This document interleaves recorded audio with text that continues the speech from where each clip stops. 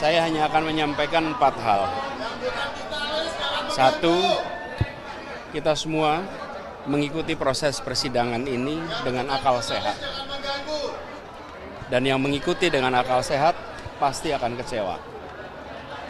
Sama dengan saya pun sangat kecewa dengan keputusan ini. Yang kedua,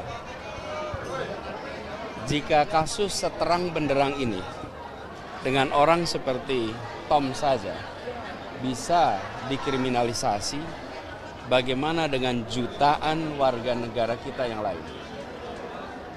3, apapun langkah yang akan diambil oleh Tom Lembong untuk mencari keadilan, kami akan dukung sepenuhnya. Yang keempat, kami meminta kepada para pemegang kekuasaan untuk serius memperhatikan dan membenahi hukum kita. Kalau kepercayaan pada sistem hukum dan peradilan kita runtuh, maka sesungguhnya negeri ini yang runtuh. 4 itu saja. Terima kasih. Tom Lembong itu kasusnya bisa benar, tetapi membingungkan. Membingungkan lagi, ya. Bisa benar kenapa? Karena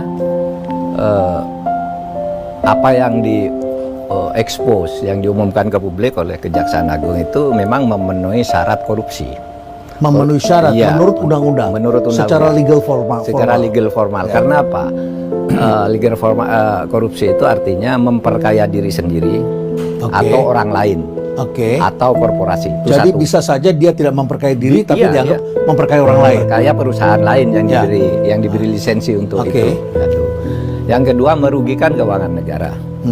Yang ketiga, melanggar hukum dengan cara melanggar hukum.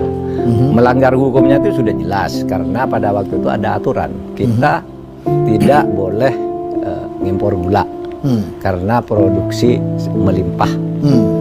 Lalu memperkaya orang lain tentu. Ada perusahaan yang mendapat, ada perusahaan yang mendapat keuntungan dari situ.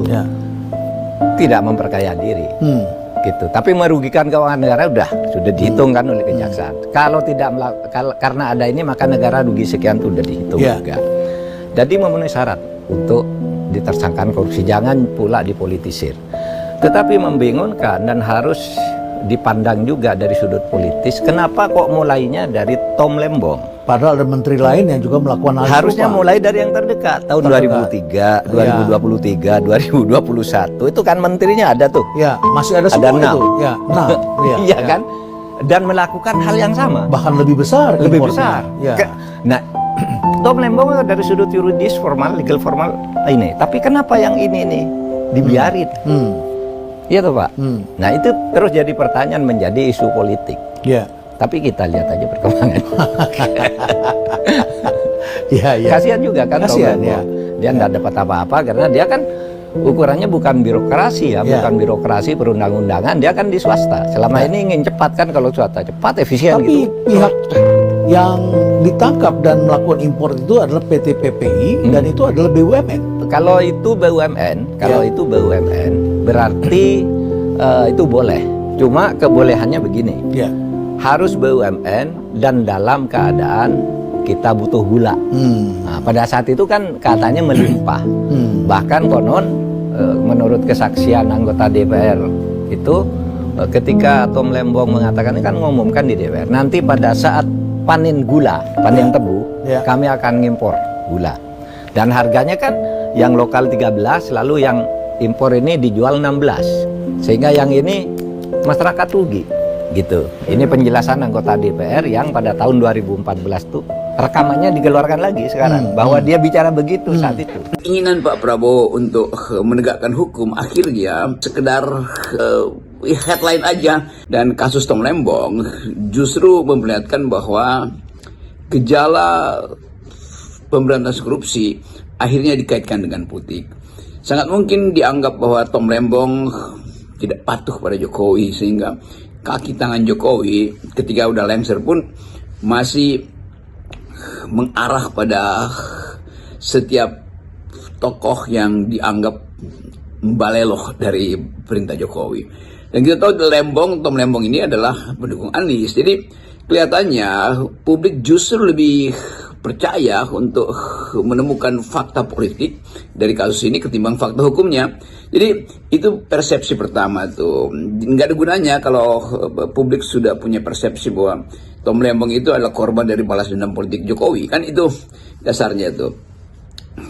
Kalau kita lihat perkembangan kasus itu sampai sekarang kita nggak tahu apa yang menyebabkan dia diseret di dalam atau bahkan ditahan tuh. ICW sendiri mempertanyakan tuh apa kausa penyebabnya itu kan. Jadi sebetulnya kemampuan kita untuk melihat dan menguji sekaligus kesungguhan dari penegakan hukum itu terlihat di dalam kasus-kasus yang sebetulnya terkait dengan peristiwa politik. Kalau kasus itu dari 10 tahun lalu diungkit sekarang, itu artinya selama Tom Lembong jadi menteri ya didiamin apa. Jadi sebetulnya bayang-bayang kekuasaan itu masih ada di belakang hukum, di belakang pemberantasan korupsi. Jadi keinginan Pak Prabowo untuk menegakkan hukum akhirnya dipersepsikan sebagai sekedar headline aja dan tidak menyentuh pada mereka yang hari-hari ini sebetulnya ada di dalam pantauan masyarakat sipil. Itu yang menyebabkan Abraham Samad, Saud Sitomorang, Said Tidur, Roy sudah segala macam itu, Marwan Batubara kemudian datang ke KPK untuk minta kepastian apakah kasus-kasus yang selama pemerintahan Pak Jokowi itu mau ditenggelamkan, apakah KPK mau mengintai sekedar intayan politik dan dikaitkan lagi dengan dendam politik. Jadi sebetulnya kita ingin lihat bagaimana Pak Prabowo berupaya untuk menghasilkan prinsip bahwa hukum harus ditegakkan, tetapi bayang-bayang Jokowi masih ada di belakang itu.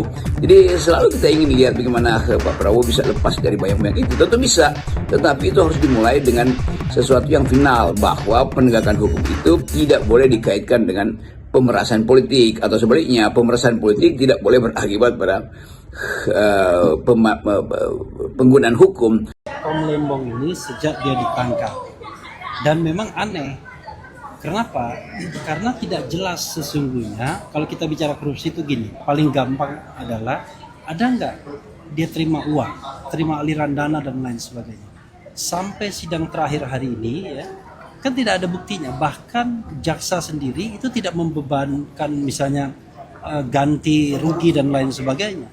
Lalu apa yang menyebabkan Tom Lembong kemudian dianggap sebagai koruptor? Karena aneh. Walaupun memang unsur korupsi itu merugikan keuangan negara, gak jelas, menguntungkan orang lain, menguntungkan diri sendiri. Tapi menurut saya omong kosong kalau seandainya orang korupsi itu untuk charity, yaitu menguntungkan orang lain. Dia sendiri gak dapat apa-apa. Nah, dalam kasus Tom Lembong ini tidak ada bukti sama sekali dia terima uang. Makanya saya bilang, kalau Tom Lembong misalnya saya tahu misalnya dia terima uang, nggak mau saya datang ke tempat ini.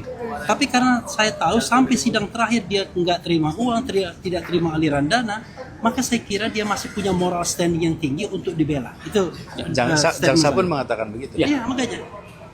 Jadi moral standing Tom Lembong untuk dibela, untuk didukung, untuk di-endorse itu masih sangat kuat sampai hari ini. Dan gini, kalau kriminalisasi ini bisa terjadi pada Tom Lembong, maka siapa saja akan bisa mengalami situasi seperti ini.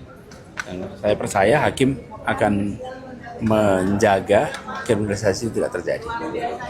Oke, cukup. Terima kasih Pak Anies. Terima kasih Pak Anies. Terima kasih ya Bu.